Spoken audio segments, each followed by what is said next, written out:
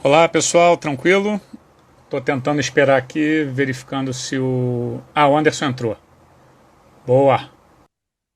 Alô, Fala, meu amigo! tudo bem? A gente estava tentando aqui, acho que o Bruno teve algum problema técnico, não conseguiu acessar pelo perfil da Zap, e aí me pediu para a gente mudar para lá. A gente tentou. Tá me ouvindo? Agora tô. Tinha Ah, dado tá, uma. travou, desculpa. Agora normalizou. O sinal aqui em casa não estava muito legal. Não, beleza. Eu tinha falado com o Bruno mais cedo, a gente testou, só que eu acho que ele não conseguiu entrar no perfil do Zap, né? Então, Pois é, acho que foi isso. Ele está até aqui, ó. Estou vendo o comentário dele aqui embaixo. Ele está até presente aqui na live, mas ele não conseguiu ingressar pelo perfil da Zap. Então, acho que a gente faz daquele outro modo em que você preside isso. e aí a gente se alterna. Não, maravilha. Anderson, não seria a melhor forma, porque, enfim, seria mais interessante um papo dinâmico entre vocês dois, que são especialistas aí na área. Eu, infelizmente, tenho um pouco de dificuldade para fazer uma conexão de Kelsen com a pandemia, então, para mim, é sempre complicado. Mas, enfim, vamos tocar. Cara, em primeiro lugar, queria te agradecer, tá, em nome da escola. Primeiro, por tudo que você já fez pela escola, quando era chefe do Sejur, e também por aceitar o nosso convite, estar aqui falando para a gente. Eu não vou demorar muito e vou passar logo a palavra para você. Falar um pouco aí sobre o que você está achando aí. A gente teve bastante coisa, né? Teve um projeto de lei agora que falou sobre, tratou sobre efeitos da pandemia nos contratos, enfim. Queria te dar a palavra para você falar um pouco aí, cara. Qual a sua percepção? Até que ponto a gente está preparado no direito civil para lidar com os reflexos jurídicos disso? Até onde a gente não está? Até onde a gente vai precisar de instrumentos novos? Enfim, é isso. Seja bem-vindo. Obrigado, Valadão querido. Primeiro quero te dizer que para mim é um prazer sempre atender o seu chamado, seja em relação às iniciativas da ESAP, seja outras iniciativas do Sejur.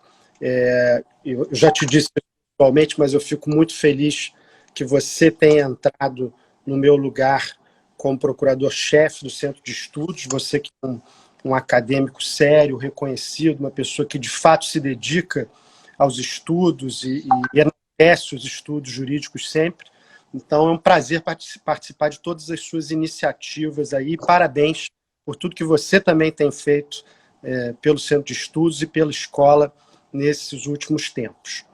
Com relação ao direito civil, ao impacto da pandemia no direito civil, eu acho que a gente tem de certo modo, em primeiro lugar, acho que a minha primeira mensagem seria essa, de certo modo, o direito civil é um ramo do direito muito já consolidado, com institutos jurídicos muito bem sedimentados, que já passaram, se não por uma situação exatamente como essa, porque ela é inédita, mas que já passaram na história do direito por fenômenos também desastrosos, tragédias, momentos de dificuldade, né? Então a gente tem, por exemplo, o Instituto da Excessiva Onerosidade, que foi todo construído à luz da Segunda Guerra Mundial, a partir da Primeira e sedimentado ali mais precisamente com a Segunda Guerra Mundial, que também produziu efeitos muito impactantes, além de todos os setores da vida, nos contratos, nas relações obrigacionais, nas relações de direito de família, né, que são relações também cobertas pelo direito civil. Então, acho que o direito civil, dentre os vários ramos do direito, talvez pela sua antiguidade, talvez pelo fato de ter aí uma consolidação histórica muito antiga, sem rupturas muito grandes, ele de certo modo, dá tranquilidade nesse momento, porque há institutos, sim, bastante adequados para lidar com essa situação. A gente tem insuficiências, tem buracos negros, tem situações que vão exigir ou intervenção legislativa, ou trabalho da doutrina da jurisprudência? Tem.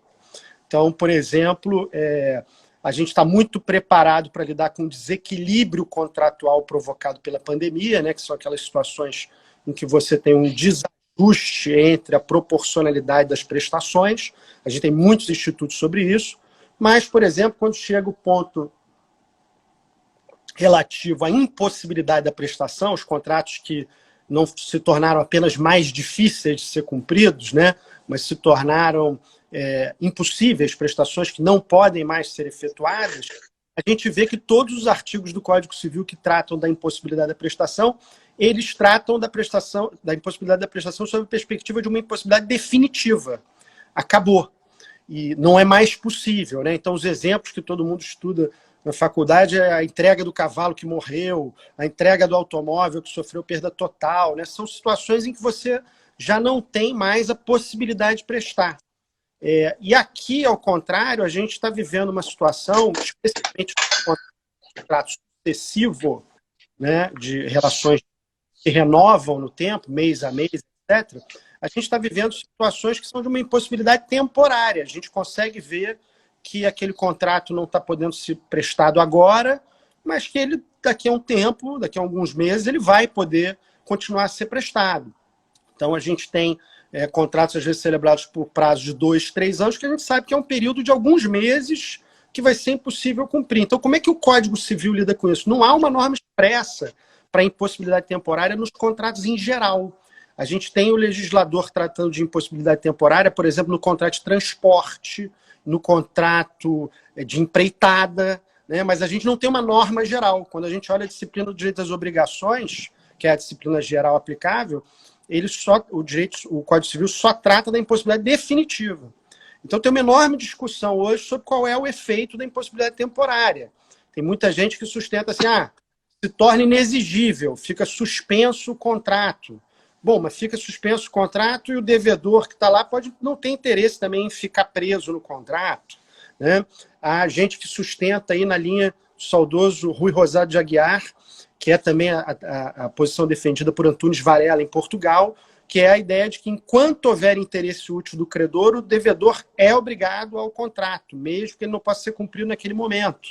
Mas, de novo, a gente vai ver situações assim de devedores que podem não ter interesse em prestar todas essas prestações de modo concentrado quando a pandemia acabar, né? Então você pensa nos exemplos mais corriqueiros, professor de língua, de idiomas estrangeiros, né? Ele não está te dando aula, mas mas quando passar a pandemia, a gente compensa e eu te dou mais aula, mas pode ser que se torne inviável para aquele professor dar tantas aulas assim no período subsequente à pandemia, né? Porque não há tempo hábil para isso.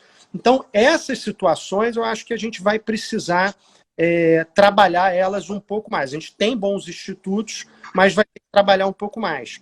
Outro exemplo é o da frustração do fim do contrato. O Instituto, você que é um amante do direito alemão, conhece bem o Instituto, que tem origem na teoria da pressuposição de Wittgenstein e vai desenvolver depois as teorias da base, né? Kaulach une as duas coisas, dizendo a teoria da base subjetiva e objetiva, e o Código Civil alemão, durante muito tempo, trata só do problema do desequilíbrio contratual, mas mais recentemente ele incorpora a ideia de frustração do fim, que casa também com a Doctrine of Frustration, daí que vem esse nome, né, do direito inglês. Então, ou seja, contratos em que a prestação não ficou economicamente mais cara e que não se tornaram impossíveis de ser cumpridos, mas onde o fim não pode ser alcançado. Então, é o exemplo das locações comerciais, né? Eu aluguei uma loja de rua, né?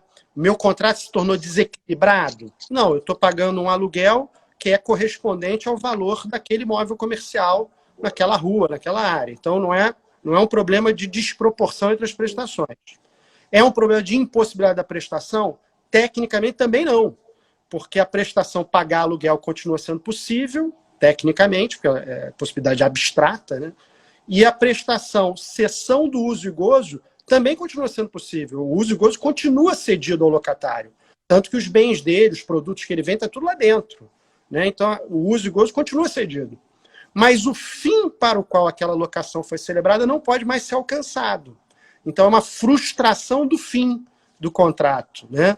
E é uma frustração temporária do fim. Então, no direito inglês, por exemplo, isso dá direito à revisão do contrato, para você adaptar, fazer descontos, né? Então, tudo isso a gente vai ter que aprimorar um pouco mais.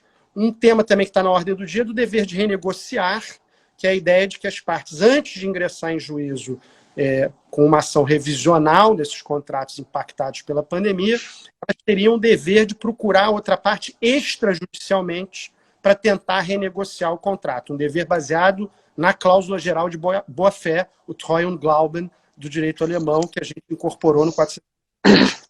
Então, artigo 422 do Código Civil. Então, daí se extrairia um dever de renegociar, ou seja, as partes precisam, antes de ingressar em juízo, tentar uma renegociação sob pena de terem que indenizar a outra parte pelo prolongamento desnecessário daquela situação. Então, esse também é um tema que está aí sendo muito discutido. Esse projeto de lei recente teve até uma norma que se tentou inserir ali sobre isso, uma iniciativa do desembargador do Rio de Janeiro, Marco Aurélio Bezerra de Mello, mas essa iniciativa acabou não sendo acolhida pelos deputados. Esse projeto de lei que você mencionou, que hoje é lei, né, desde 10 de junho, é a Lei 14.010, de 10 de junho de 2020, que trouxe o chamado regime jurídico emergencial e transitório de direito privado, que tem sido aí mencionado e discutido a partir da sigla que é RJET, parece até nome de companhia aérea, né? Mas é RJET, que é o regime jurídico emergencial e transitório. Esse regime trazia várias regras sobre contratos, mas ele sofreu muito com os vetos. A presidência da República vetou uma série de artigos, quase todos em que você tinha alguma interferência do legislador na relação de mercado, né? Então, tinha, por exemplo, um artigo que garantia um repasse maior a empregados de aplicativos Uber, iFood, etc., durante o período da pandemia. Esse artigo foi vetado pelo presidente da República. Havia um artigo que impedia o despejo liminar em locações residenciais, né? Podia ter ação de despejo, mas não podia ter o despejo in limine, né? Liminar no início do processo. Também foi vetado pelo presidente da República. Então, a verdade é que os vetos esvaziaram muito a ideia de uma lei emergencial que ia cuidar de vários aspectos. Mas sobraram algumas coisas que são úteis. Então, por exemplo, o artigo 3º da Lei 14.010 suspende prazos prescricionais no período que vai da entrada em vigor da lei até 30 de outubro de 2020. Então, essa é uma medida prática interessante, porque muitas pessoas estavam ali vendo o seu prazo prescricional ficar esgotando, e não tinham, naturalmente, a possibilidade de procurar um advogado nesse momento, né? A relação com o advogado é sempre uma relação de confiança, né, do sujeito, então difícil iniciar esse tipo de relação de modo remoto, mas, enfim, estavam vivendo dificuldades. O próprio Poder Judiciário, que está trabalhando muito, mas está, em termos de algumas atividades, não estão funcionando da mesma forma, estão trabalhando remotamente, né? Então, sensível a isso, o legislador, né, nessa lei, vai lá no artigo 3º e diz: os prazos prescricionais estão suspensos desde a entrada em vigor até 30 de outubro de 2020. É um dispositivo que chega com um certo atraso, né, porque demorou muito para ser aprovado, demorou algumas semanas na Câmara, que teve outras urgências, e só foi sancionado pelo presidente da República no último dia do prazo. Então, chegou um pouquinho atrasado aí, porque vários direitos já prescreveram, né? Mas, a partir da entrada em vigor, 10 de junho até 30 de outubro de 2020, está tudo suspenso ou impedido, né? Impedido quando não começa a correr para o direito civil, a gente chama impedido. Então, ou está suspenso ou está impedido o curso dos prazos prescricionais de direito privado, né? Os prazos de processo administrativo, etc., não tem nada a ver com isso, mas os prazos para perecimento dos direitos privados, eles estão suspensos. Eu até confesso a você que eu preferia a solução da prorrogação. Eu acho que suspender pelo período não é tecnicamente a melhor solução. A melhor solução era prorrogar em mais 6 meses, em mais 12 meses, os prazos que estavam terminando. Por que isso? Porque a gente tem prazos de 10 anos, por exemplo, no nosso Código Civil, e você imagina daqui 8 anos, 9 anos, 10 anos, as pessoas fazendo conta. A pretensão surgiu em 1º de janeiro de 2020. Então, 10 anos se prescreve em 1º de janeiro de 2030. Não, porque teve aquele período lá atrás, em 2020, que ficou suspenso por 6 meses, 3 meses, 4 meses, então tem que contar isso. Vai ser um inferno para os professores de direito civil e para os advogados contar esses prazos quando, se tudo der certo, já passados alguns anos da pandemia, isso não vai ser uma coisa que todo mundo vai ter na cabeça, essas datas. Então, a prorrogar por mais um ano ou mais 6 meses, os prazos só aqueles que estivessem terminando, para mim era uma solução tecnicamente mais interessante, mas não foi a que constou do projeto desde a largada, e assim foi para a lei. Um último aspecto, para dar tempo do Bruno, acho que a gente faz, não sei como é que você pensou, Valadão, mas pode ser, eu estou vendo que está chegando 7h30 aqui, mas um último aspecto interessante, bom, tem a regra do direito de família, né, a prisão civil por alimentos, que o artigo 15 dessa lei previu que só acontece durante a pandemia sob modalidade domiciliar, então não pode haver prisão civil não domiciliar por dívida alimentícia. E acho que um último aspecto, esse do artigo 11, que foi vetado, e 12, que trata dos condomínios edilícios. A gente está tendo muito conflito de direito privado condominial, né, nos condomínios, porque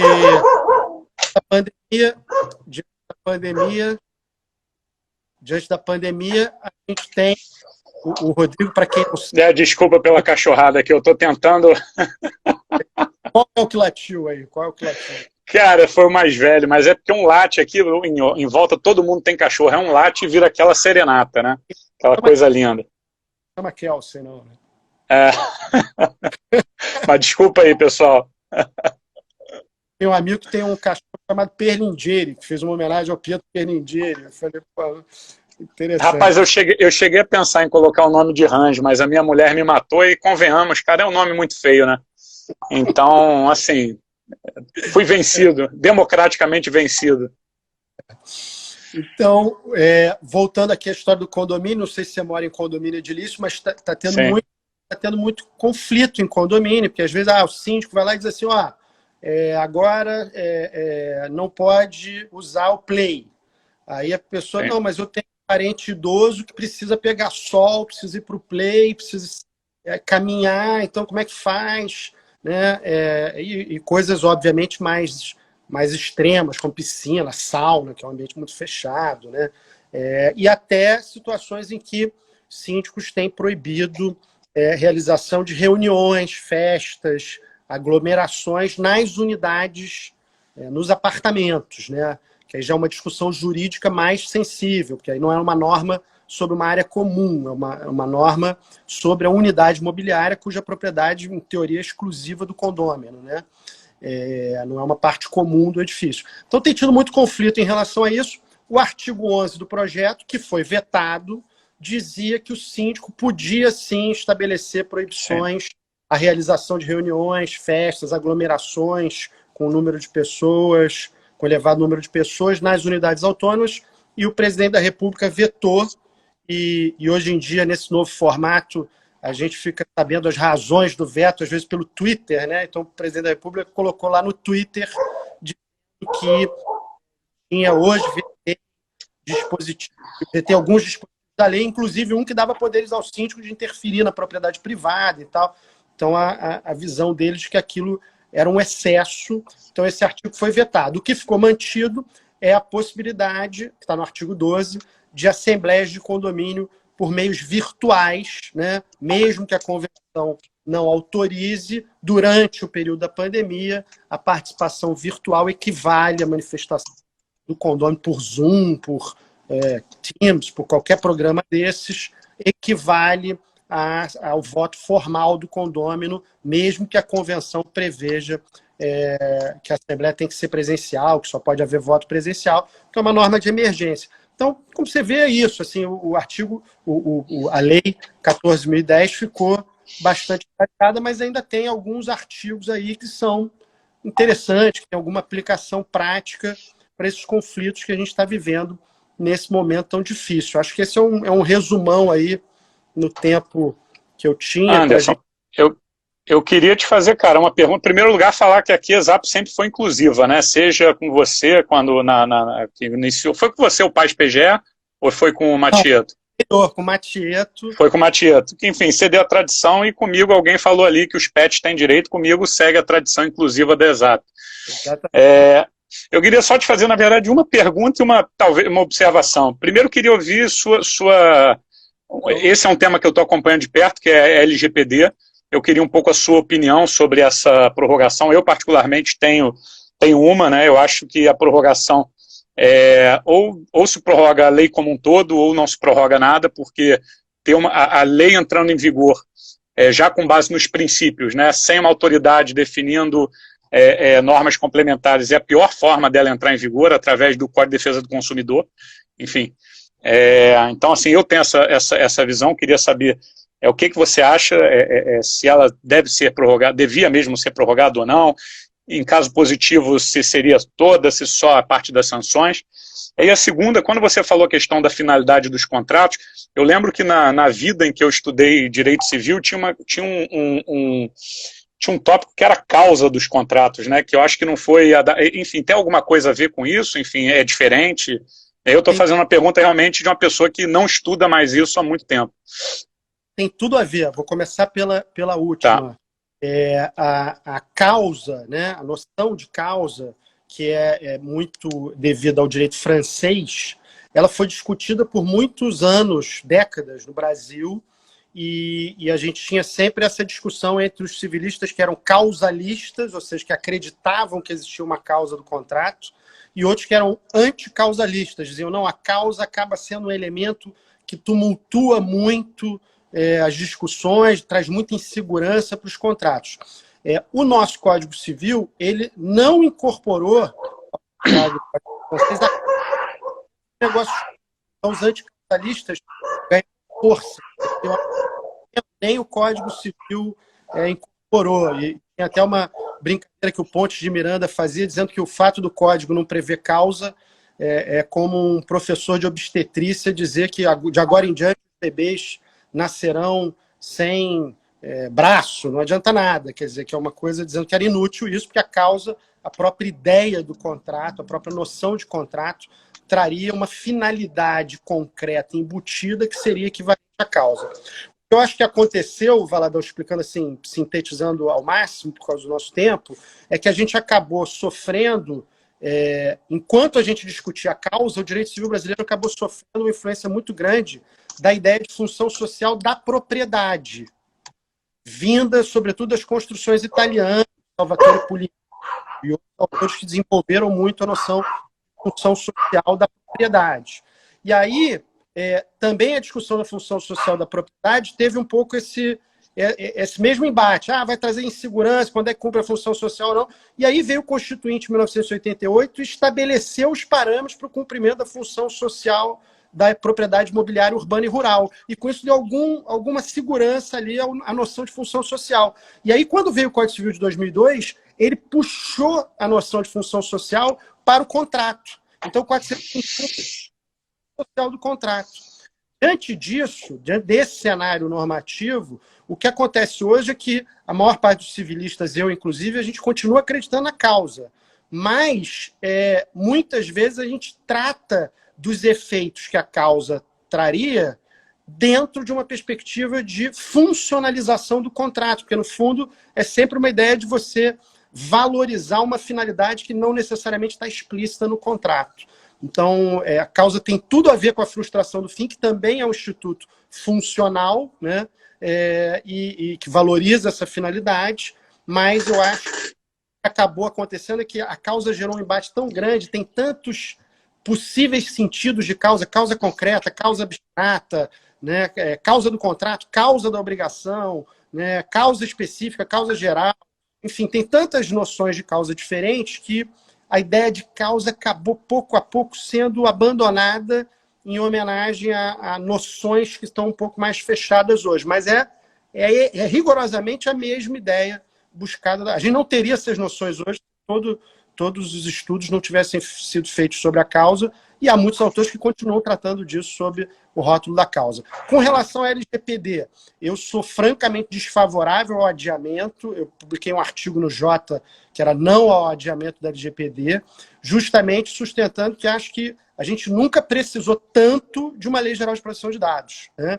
Que todo esse fenômeno, que a grande justificativa de quem quer adiar é dizer assim, não, mas a pandemia atrapalhou muito aqui a implementação das medidas para seguir a Lei Geral de Proteção de Dados. Primeiro, se atrapalhou, acho que é lastimar, porque já tem mais de 18 meses que ela foi... Em o Código de Processo Civil de 2015 teve uma vacácio legislativa. Então, assim, tempo para todo mundo se adaptar existiu. E em relação ao momento, nesse momento a gente está vivendo isso, né? Coleta de dados. Hoje tinha uma matéria no Globo grande sobre os drones que estão coletando informações em alguns países, em algumas cidades, para evitar aglomerações. O uso de informações do celular, o governo federal fechou um acordo recentemente com operadoras de celular para fornecer esses dados, para evitar as aglomerações. Então, a gente está vivendo um momento em que a finalidade é a melhor possível, é combater a propagação da pandemia e preservar a saúde e a vida de todos. Mas é preciso ter segurança sobre o que vai acontecer com esses dados. Como é que esses dados vão ser utilizados depois? Que obrigação quem tem esses dados durante a pandemia tem de descartar esses dados? Essa obrigação não está em lugar nenhum. Esse sujeito pode transferir esses dados para uma outra pessoa, para uma empresa que vai explorar, que vai mandar spam, que vai mandar publicidade não autorizada. O que pode ser feito com esses dados? Sem um marco normativo, a gente não consegue ter essa referência. Então, eu acho que mais do que nunca a gente precisa de uma LGPD.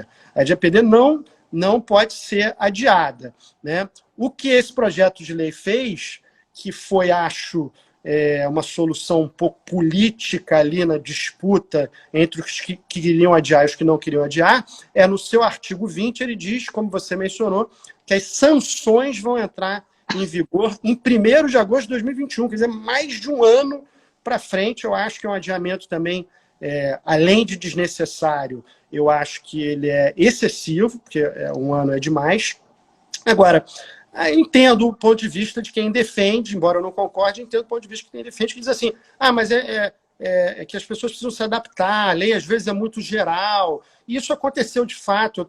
Eu fiz doutorado na Itália na época que a Autorità Garante della Privacy, que era o equivalente à Autoridade Nacional de Proteção de Dados, era presidida pelo Stefano Rodotà, que era o maior civilista, assim, talvez um dos grandes civilistas do mundo, né? E ele tinha muito essa preocupação. Eu lembro de editar normas para cada setor de atividade econômica. Então, tinha lá as normas regulamentares sobre a proteção de dados no setor de telefonia, tinha portarias sobre o uso de SMS. Na época era SMS, né? Hoje em dia ninguém mais usa SMS, mas era portaria sobre SMS. Então, eu acho que, por um lado, tem uma certa insegurança das empresas também, no sentido de os comandos são muito gerais, como é que isso se aplica à minha realidade? Sou eu que estou tendo o ônus de puxar uma norma geral para a minha realidade e ver como é que se aplica, né? Então, você tem uma fase ali, que eu acho que já teria naturalmente, você não ter um espírito punitivo, excessivo da Autoridade Nacional de Proteção de Dados, de sair punindo, aplicando multas milionárias. Quer dizer, acho que todo mundo entende que isso é uma adaptação que é cultural. Sim. Sim. Da proteção de dados, isso tem algum tempo. Então, as sanções são realmente para as situações E a própria lei faz isso. A lei, em determinados momentos, ela faz uma dosimetria das sanções. Tem algumas sanções que são em casos só de prática reiterada. Incidência. Sim. Então, a própria lei faz isso. As pessoas que estão hoje indicadas para a Autoridade Nacional de Proteção de Dados são pessoas da maior sensibilidade. Danilo Doneda, para ficar em um nome só, que é uma pessoa que estudou com o Rodotà lá na Autorità Garante della Privacy, então que tem toda essa experiência. Então, eu concordo com você. Adiar é a pior coisa. Acho que foi uma coisa meio assim, perdem-se os anéis, ficam-se os dedos, acabaram adiando as sanções. Mas o melhor seria que não tivesse adiado nada.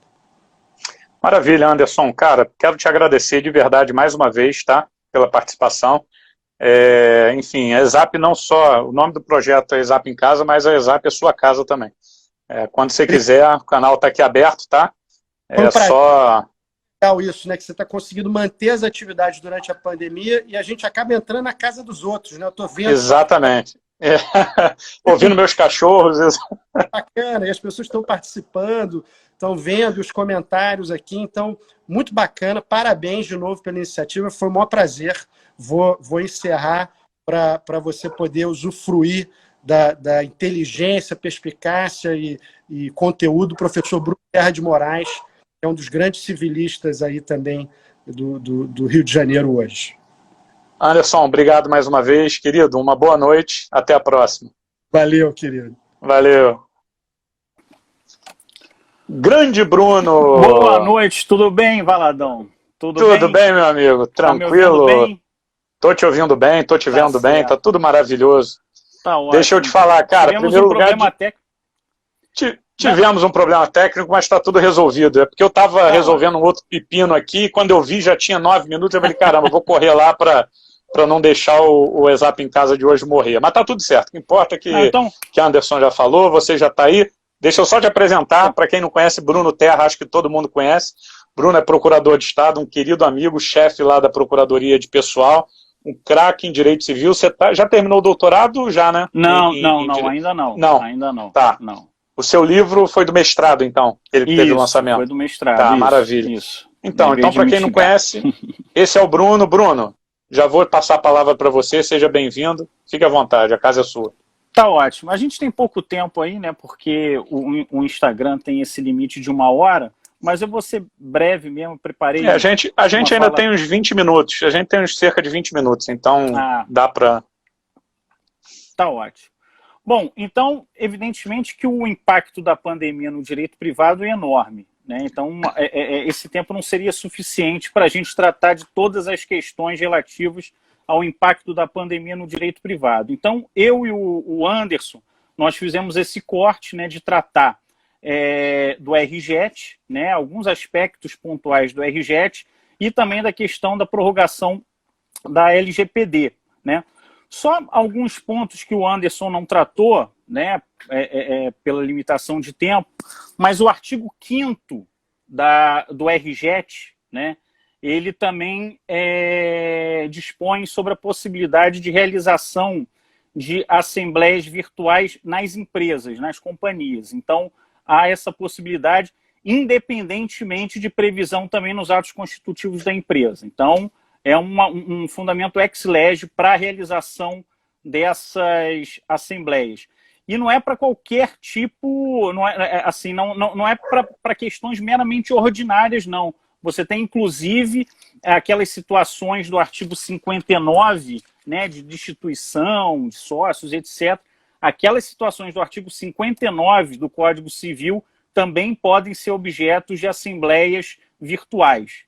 Tá? Isso independentemente de previsão dessa modalidade, né, nos atos constitutivos da empresa. Então, esse é o primeiro ponto. Outro ponto que eu gostaria de falar, também na linha da questão da suspensão de prazos, né, trazida pelo RJET. Primeiro, no artigo 10, a suspensão de prazos para uso capião. Tá?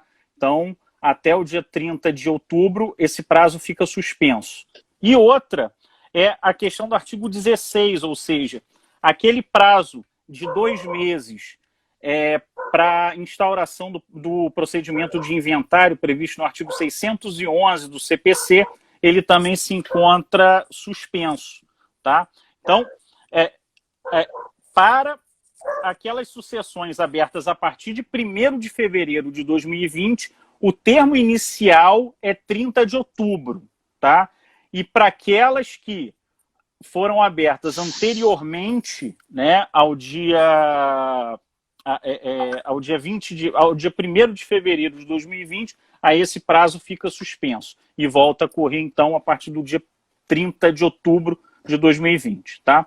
Então, são a questão também da prisão por dívida alimentícia, né, que eu também acho uma questão importante. Só complementar a questão do Anderson, eu acho que a solução, né, encontrada pelo legislador foi uma solução razoável, porque ali houve uma composição de todos os interesses, né? Primeiro, o interesse do alimentante, porque a gente sabe que nesses períodos, né, na época da pandemia, a possibilidade dele ter um decréscimo, né, nos seus rendimentos é bastante evidente.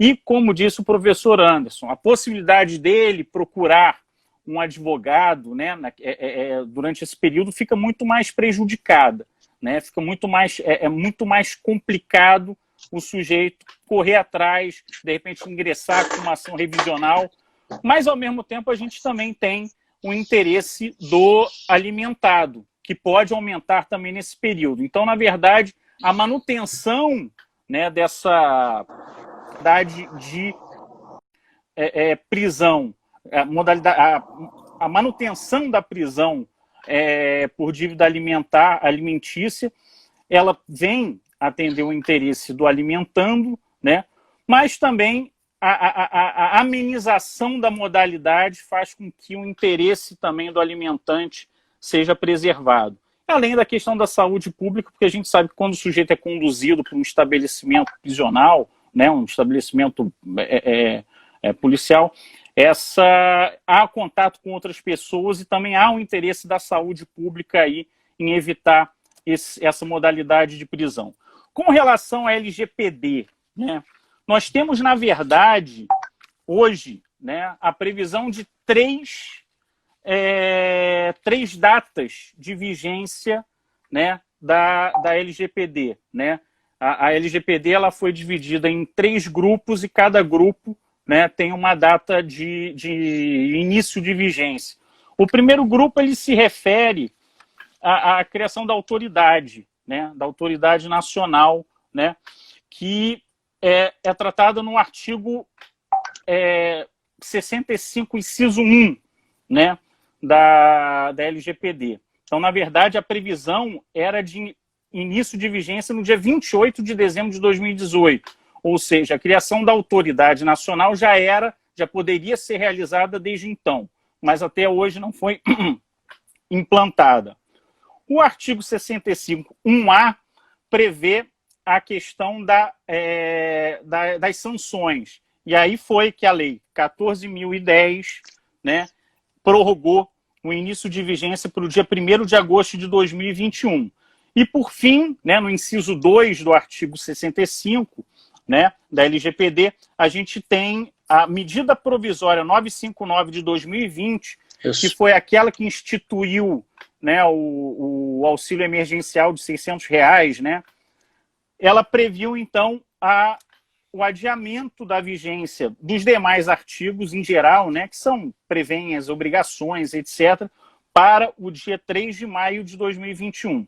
Logicamente que a gente não sabe se essa medida provisória será convertida em lei.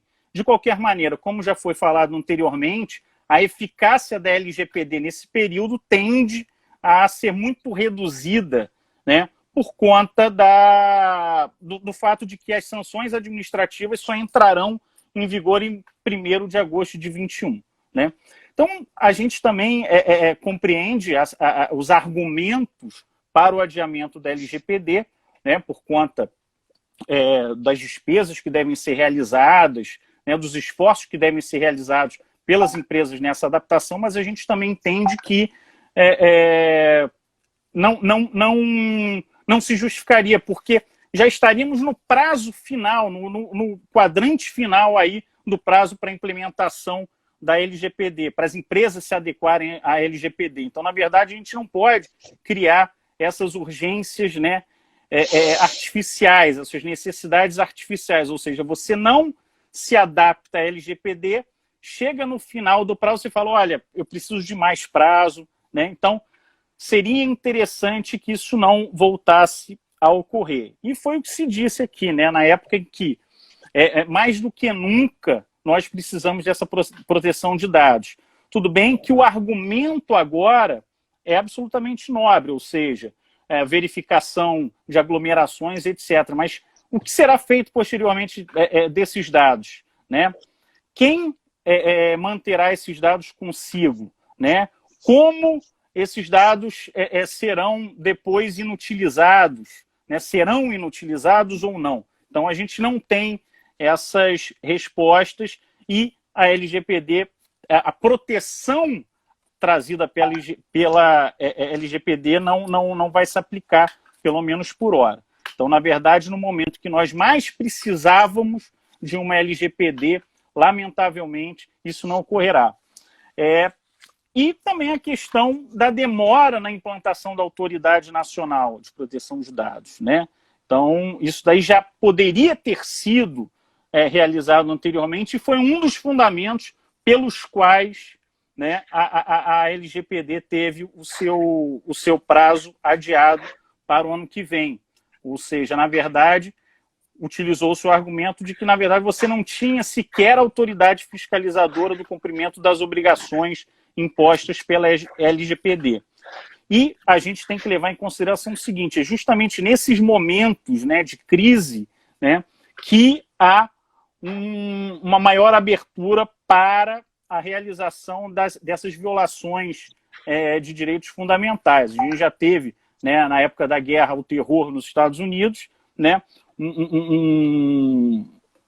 atos muito invasivos de monitoramento e vigilância gerais, né, mas sob o argumento nobre da guerra ao terror, né? Agora a gente tem esse problema da pandemia, ou seja, sob um pretexto de você preservar a saúde das pessoas, né, você coleta esses dados, mas não se sabe ao certo o que será feito, né, desses dados após o término da pandemia, como esses dados serão tratados no futuro, né?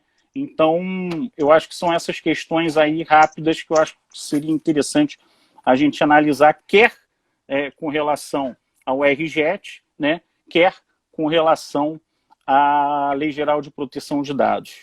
Então é isso, Valadão. Alguma questão? Não, e aí eu vou refazer aqui para o Anderson, não é bem uma pergunta, né? A minha impressão, porque de todos esses assuntos, o único que eu ando acompanhando de perto é a questão da LGPD.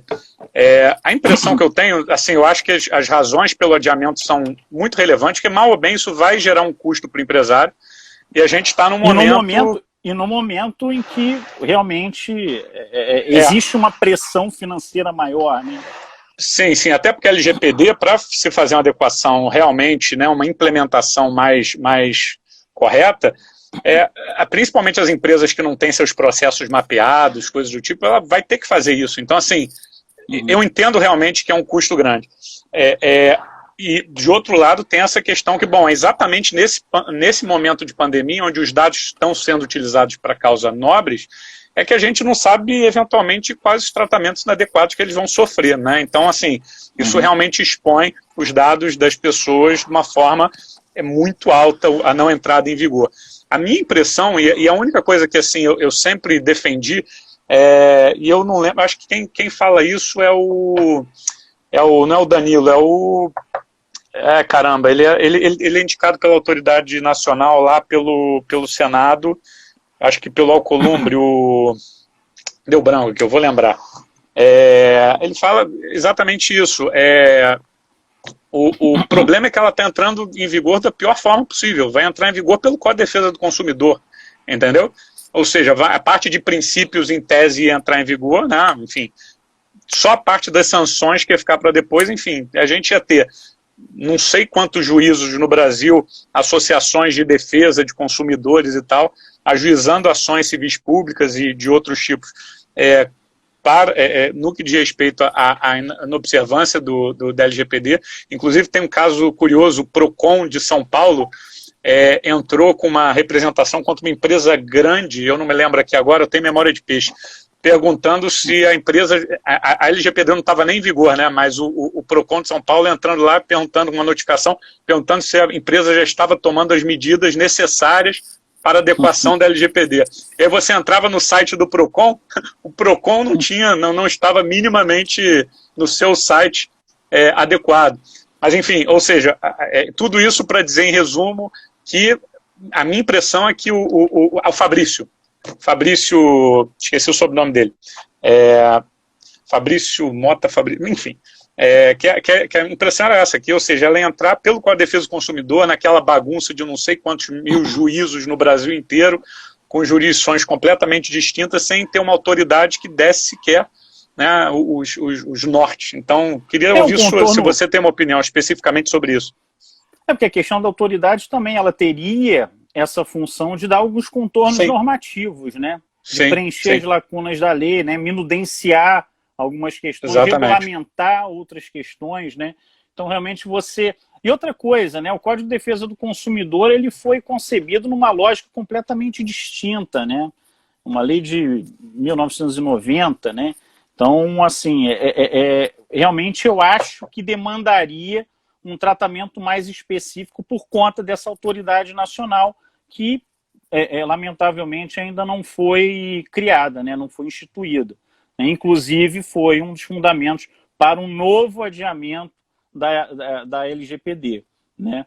E aquela história, né, que a gente sabe, uma norma também sem sanção administrativa, sem uma previsão, né, de uma sanção administrativa contundente, como é a LGPD, como são previstos, né, previstas as sanções dos artigos 5.2, 5.3 e 5.4, né, da LGPD, uma norma sem sanção acaba sendo uma norma vazia de eficácia. Né? Então, realmente, até o dia 1º de agosto de 2021, a eficácia da norma vai ser muito tênue, né? Ainda que os juízes se utilizem como parâmetro, né, os operadores do direito se utilizem, né, como parâmetro o Código de Defesa do Consumidor, aí depois vai entrar em vigor, aí você vai ter dois regimes distintos, né? Você vai criar uma celeuma, uma discussão jurídica absolutamente indesejável, né? E, repetindo, né, que esse momento atual é o momento mais crítico, né? Ainda que a gente entenda as razões pelas quais houve o adiamento da LGPD, mas é um momento em que as proteções trazidas pela LGPD seriam bastante bem-vindas. Bem-vindas. Né? Pois é. Né? É isso. Bruno, cara, mais uma vez queria agradecer aqui a você, tá? Pedir desculpa aí pro pessoal pelos meus filhos aí latindo durante a live. Eu tive que correr aqui, que a gente teve um probleminha técnico para abrir a sala, e aí eu não consegui preparar o ambiente aqui de forma adequada para recebê-los. No mais, cara, é isso, obrigado. Agradeço a presença de todo mundo aí. Tá, Bruno? Até a próxima, a casa é sua quando você quiser. Obrigado. E é isso, gente. Sempre à obrigado, disposição. uma boa noite. Obrigado. Tchau, gente, valeu. Tchau.